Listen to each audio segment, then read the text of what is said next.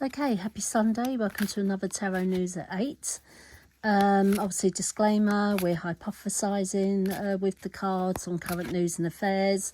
Thought I'd look at Meghan and Harry today, actually, because they've just announced they're going to do a tour of Australia. And I think it's the first time since they were rules, like fully fledged rules, that they did this several years ago. I think she announced at the time she was pregnant, etc., didn't she? So we're going way back here. They've decided to reignite the Australian torch, lucky Australia. So I think we'll ask, what sort of person is Harry? What sort of person is Meghan? A bit about their marriage, the children. Are they theirs? This whole thing about they're not even their children. We'll look at Netflix. We have to, don't we? Obviously, like I said, the Australian tour, we'll talk a bit about that. The brothers, the relationship between Harry and William, and the father as well, Charles. And obviously, the final thing we'll look at is their future. Is there one? So I've been shuffling the cards, asking for love and light. So let's get stuck in and let's see what Harry and Meghan are all about. So I'll split the pack. And the first question we'll ask is about Harry. What is Harry all about? Oh, I mean, he's the mummy's boy, isn't he? Let me zoom in. That's a beautiful card. So that's the Empress. So yeah, he's very much a mummy's boy, isn't he? And we all know that. He was very attached to Diana. He found her death very hard, didn't he? You can see it even at the funeral. But I must say, he's very family orientated, Harry, according to this. So he does love children, and he does want to be loved, and he does want to be happy. So what I will say, and he's a bit feminine, because we've pulled the mother card here. It's almost like he's the maternal one in the relationship, so he's the one that can nurture, etc. But he's got an undeniable bond with his mother. So yeah, we can see that, because obviously this is all about the mother, this card, really, when you see the emperor, the empress, and there could be another pregnancy on the card. It's weird, actually, because when they did their tour of Australia, this is why I'm doing the reading, because they've announced their tour. The last one they did, she announced she was pregnant, so I'm wondering if there's another baby on the cards or something. But yeah, she can see he's got a real connection with his mother. He's very maternal, more so than what she is, I feel. And so yeah, it's all about love, family, which is really weird. I thought there'd be conflict in here for Harry or something, but no, at the moment he's very focused on his mother and on family life. And I'm wondering if there's a pregnancy here. So let's look at Meghan. Oh, the complete opposite, isn't she? She's all about the money. So, and this card is emotional withdrawal as well. Let me see if I can just line it up a bit for you. You can see, yeah, so emotional withdrawal. So this is interesting, because to me, this is saying Harry's someone who goes off emotions completely, too emotional, still attached to the umbilical cord almost. And then she is completely emotionally withdrawn, like a robot, she is. And it's all about the money for her.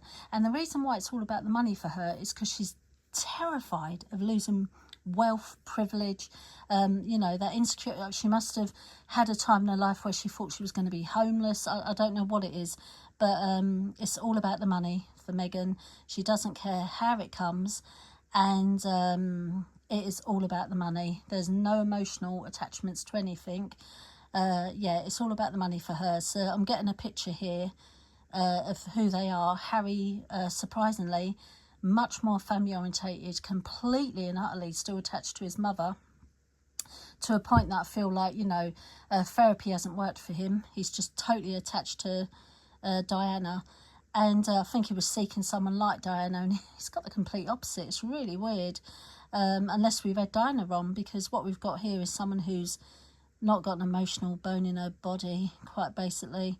And it's all about money, and what drives her is she's terrified of having no money, which, that's all she concentrates on. Money, money, money. All her relationships are about money, business or professional. She's always looking for the right people to hang on to get that money. That's all she worries about. So it's card of turmoil as well. So, yeah, very interesting card. It's just showing that She's shunned by people who she loves as well. But what you've got to remember is in relationships, it's a two-way thing, isn't it? So you get what you're given sometimes, and she gives nothing, so she gets nothing back. That's the impression I'm getting. Let's look at the marriage. Wow, I mean, that is not a happy marriage, is it? So it's just constant conflict, actually. So, you know, when you see the Four of Swords, it's just constant conflict. Normally to do with the family as well. Everyone's involved. Everyone's dragged into the conflict. It's not just the couple. It becomes a long-standing war between everyone involved. So that's what the Four of Swords is about. It's the selfish card. It's a selfish marriage. Not a lot of peace in this marriage. And it's almost saying that, you know, your partner's driving you crazy and you just need to step back. It's that sort of card. God, they're coming across as like chalk and cheese here. I'm amazed they've survived as long as they have. But it's almost like they both need to push a reset button and say, you know, this is, you know, we need to step back. They're both selfish. That is the one thing that does come across in this card. You know, they're very, very selfish. And it's a card of retreat here. So it's almost like saying you both need to go to a spa or something, because the pair of you're just warring continually, and no one's going to win. They both want to win these arguments, but no one's going to win. So, and this is a card of surrender, and neither of them know how to do that. You know, they're both so ego-driven. It's amazing that this card, the energy. So their marriage is quite basically, there's no love here. This marriage is built on pure conflict, nothing else. You know, and they respond only to conflict. And because she's the conflict card, the card previously, there's no emotion there. He has got some emotion. Harry always loses in the end because she knows conflict well. She's got no emotion. So she's very cold. So he always loses. So this is not a happy marriage. Let's look at the children. I mean, there's craziness regarding the children, isn't there? I mean, this is a card of... Actually, I pulled this for Andrew in his region, I think. That's a bit weird. But it's saying that first child is not planned. That was not planned at all, that child. And once again, what we've got swords as well. So it's not exactly born of love, is it? This child... there would have been a lot of conflict around the pregnancy and the birth of the child. So, you know, this is not a child that's been brought into a happy household. So I'm taking it this is their firstborn, Archie. So this is a card of immaturity and of ignorance. And what I will say is that the marriage that is a swords card as well, what they give in their marriage, they have passed on to their children. So I don't know if the children are picking up on this, but this is instability. There's no other way to put it. It's hectic. So I think Harry's always dreamed of a perfect life. I do believe he looked at Kate and Wills and thought, I want that. So, you know, he ended up being drawn into Meghan, and he has not got a happy family life here at all. So, and the children, I mean, I don't want to talk too much about children, because, you know, it's I think you're wrong in the head if you go for children. But what I will say is that I'm not seeing children born into love here. I'm seeing children being born into warring relationships, and that both parties are too mature to be parents. It's almost that feeling. I mean, all the nonsense that's out there about is it their children, or, you know, are they not their children? I'm not getting anything from that.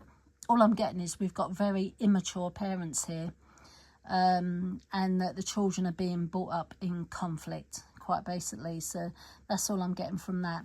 Let's think about, look, what about the Netflix? Let's have a look at that. I mean, God, that woman, Meghan's got a lot of faith in herself, hasn't she, when it comes to money? So that's the first thing I'll say about Netflix. She really thought she could just go in there and take over the world. Now, she's saying that she parted ways with them. I think she said for control purposes. I think she wanted more control. And, you know, she was committed to it.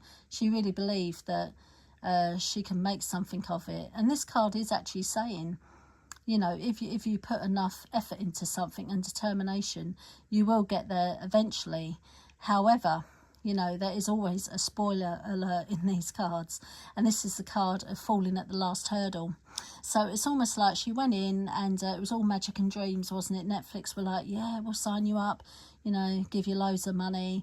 And then she's fallen at the last hurdle, and she's probably fallen because of her attitude. I go back to that card of no emotional being in her. It's all about money and conflict, and I think they've sat there, and you've got to remember, you've got to be likeable for television, and Netflix are very good. They're a very good machine at stuff like that, at reading what people need, and they're probably looking at her thinking, I like the idea to begin with. And obviously she's got the pulling power, because even though Harry you know, is no longer an active role, he's still the king's son. You can't get away from that. And although, you know, that's a whole nother reading, but what I would say is she'd got so far, you know, she put down a really good business plan with him, and oh yeah, she thought it was all, you know, it's all going to happen, and then she fell at the last, you know, hurdle. So there's always success around the corner for her, but she never gets around the corner, you know. So, and it's normally, it goes back to fear again of losing everything. She's got an ego, but the thought of failing can sometimes stop her doing something, because the ego won't allow her to fail. It's that sort of card. So, but it's a card of encouraging yourself to, you know, to dream. Well, it looks like she dreamt with Netflix because they've pulled the plug. I don't think it's about control on her side, wanting control. I'd say it's more that Netflix sat there and thought, you just haven't got the likability within you, and she's fallen at that last hurdle, because of course the last hurdle of a program is actually showing it. So, you know, you can have the beginning phases where you're talking about what it's going to be, and then you go into production. So you've got, you know, your pre-production and your post-production, and obviously the proof is in the watching, and that is the last hurdle. And she doesn't come across great, does she? I tried to watch some of her show on Netflix, and I just switched off. I couldn't relate, and you have to be able to relate. So I'd say, you know, Netflix pulled the plug on that, not her. She said it was about control for her. It's about control for them. They thought, no, we can't manage you. You know, you just haven't got the likability factor. What about the Australian tour? Let's have a look at that, because, you know, they're saying it's for business and, you know, philanthropy and all that sort of rubbish, but let's see, why are they returning to that? It's weird, isn't it? Why have they chosen poor Australia to, you know, pin their hopes on? I mean, this is just, is it to try and get their love life going again? Because obviously I said earlier, when they did their tour as Rules, she announced that she was pregnant, didn't she? So, you know, if the marriage is in trouble, if you like, it's like, oh, let's go back to that place where, you know, it was new beginnings, I was pregnant, and I felt like I was on top of the world. Because at the moment, you know, this is the card of sadness, reflection, depression, and this is not a happy love marriage at all. There's no love here in this marriage.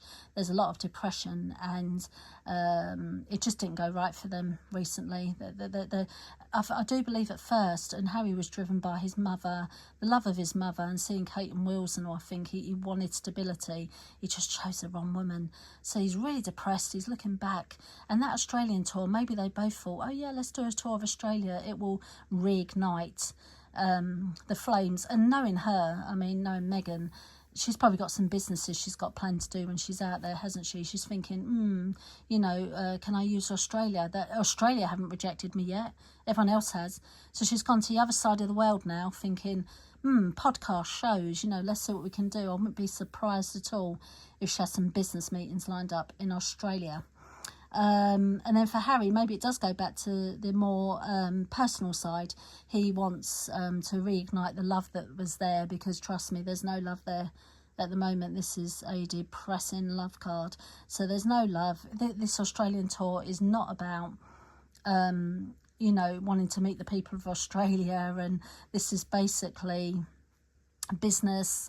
As they've been quite upfront about it. They're not lying. They did say that, you know, it was part business related and maybe a bit of philanthropy pursuits. So, but it's certainly not for love of Australia that they're going there, or for the people. And there's no love there between them.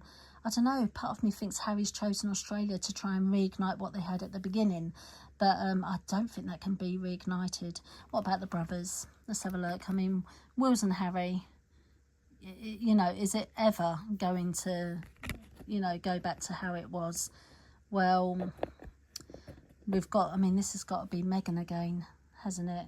So I'm going to take it, you know, there's this passionate woman here. You know, she's got a crown on. I mean, she's never going to wear a crown, is she? I mean, she might have worn some 2-bit ones, but she's certainly never going to wear a crown in the respects of a queen. But it's a card of passion here, and it's creative, and it's nurturing. So actually, this is Kate, isn't it? This isn't Meghan, because Kate can be queen. It's the Queen of Wands. So let's strike that. You know, this is the Queen of Wands. This is Kate. So it's literally saying Kate is the only one who can put those brothers back together again. Because, you know, if this is a card, Kate comes across as practical, nurturing. You know, she's polite. This is a card of being polite. I mean, she's over polite, Kate, isn't she? So actually, yeah, this is a card saying, do you know what? If them two brothers want to have any headway again, it'll be through Kate. And it's weird because I do maintain that Harry chose to be with Meghan because he looked at what Wills and Kate had, and I think he had a lot of love for Kate. You can see where he looks at her with so much admiration, and I think that's why he ended up with someone like Meghan. You know, it's just the total opposite, isn't it? I think he was just so desperate for love and what Wills had. So actually this is saying if anyone can bring these boys back together, it is Will's wife, Kate. Because, you know, she is the Queen of Wands. You know, this card does actually sum up someone who is like her. She is nurturing. She's a complete opposite of Meghan. So, you know, at first I saw the woman and I thought, oh, no, this is Kate. She is the Queen of Wands. So if anyone can bring those brothers back together, it is her. And I think, but the question is, do they want to? Does William and Kate, do they want to reopen those ties again? Because it has its toll, doesn't it? It takes its toll on you when you're dealing with people that are argumentative and, you know, like the conflict. But it's all on Kate, really. This is suggesting. And I wouldn't be surprised if when Kate was diagnosed, there was definitely part of Harry that wanted to reach out because he loves Kate. Don't worry about the brother. I think he has a lot of admiration for Kate. And yeah, I don't know. I think if anyone can make them come together again, it'll be Kate or Catherine. So what about the future of Meghan and Harry?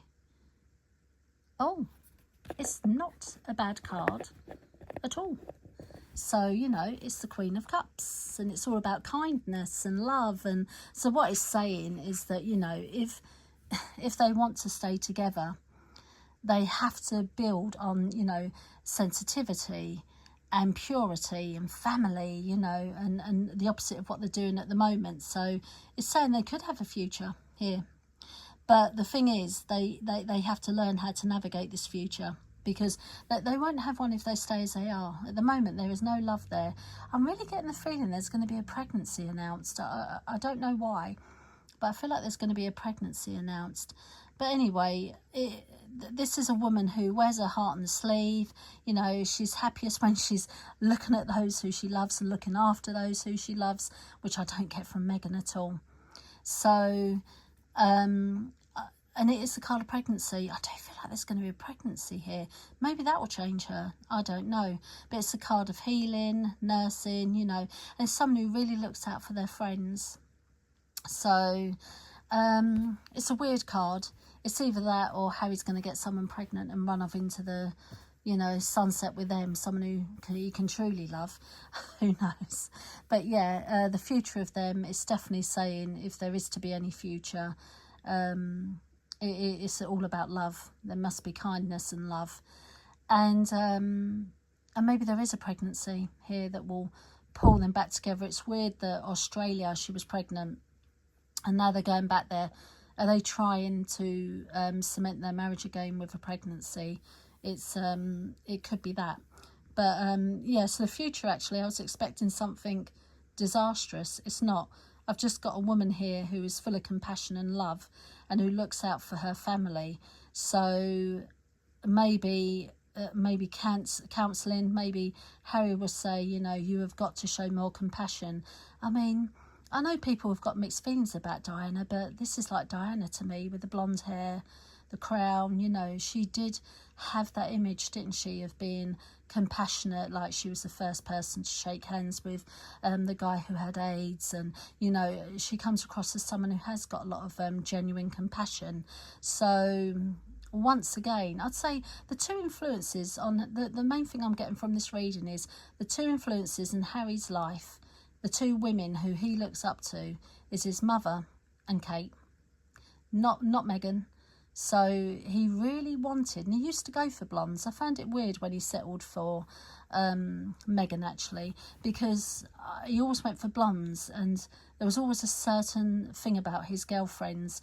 You know, they seem quite kind and open and, you know, passionate about life, and I don't get that from Meghan at all. I don't know why he settled for Meghan.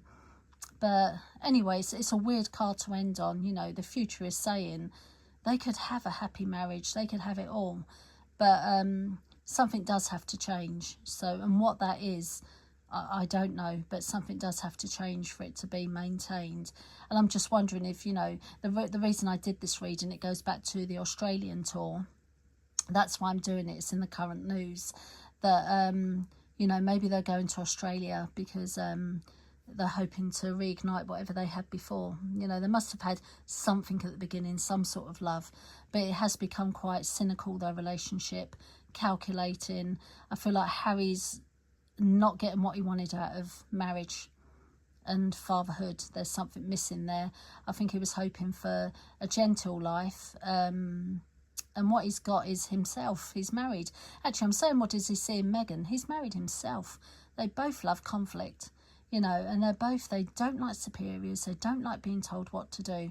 And the thing is, sometimes that can work in a marriage when you marry your other, you know, someone who's a mirror reflection of you. But in this case, I do feel like it's backfired. Sometimes you see him rolling his eyes in interviews and you think, God, yeah, you're thinking, aren't you, Harry, I've made a mistake here, you know, dedicating my life to her. But we'll see what happens. Well, the main things that have come out of the cards are that at the moment the marriage is in trouble. There's not a lot of love there. Seems to be conflict. Harry's card surprised me. He's definitely, I mean, he's so attached to his mother still, to the point I think he should seek counselling if he's not in it.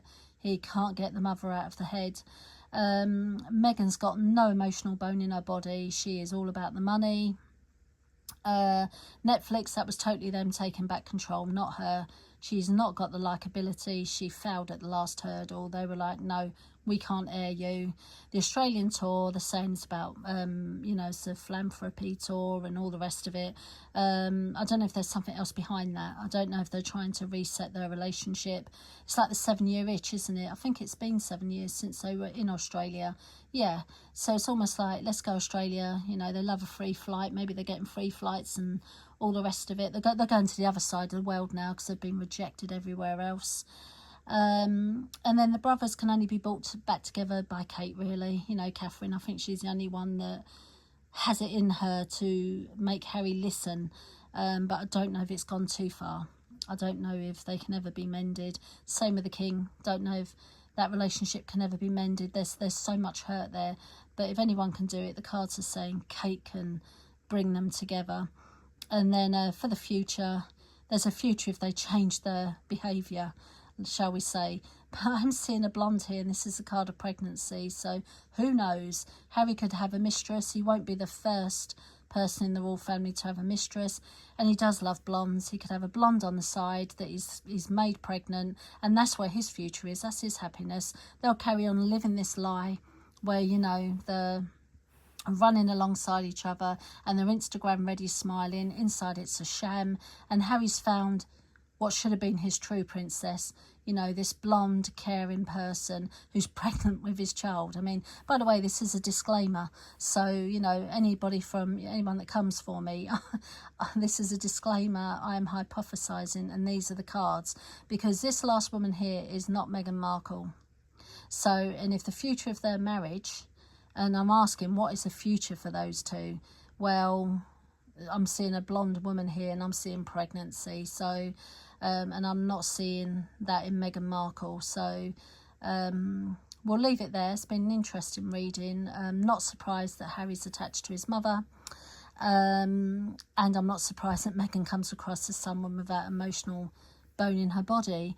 But yeah, let's see what happens next with those two. I'll do another reading at a later date. You know, let's revisit the Australian tour, see what's going on there. But I do find it funny they're going to the other side of the world, to see what can happen there for business, etc., because their luck's out, it seems, doesn't it? They're trying everywhere, and here we are, you know, they're off to Australia now.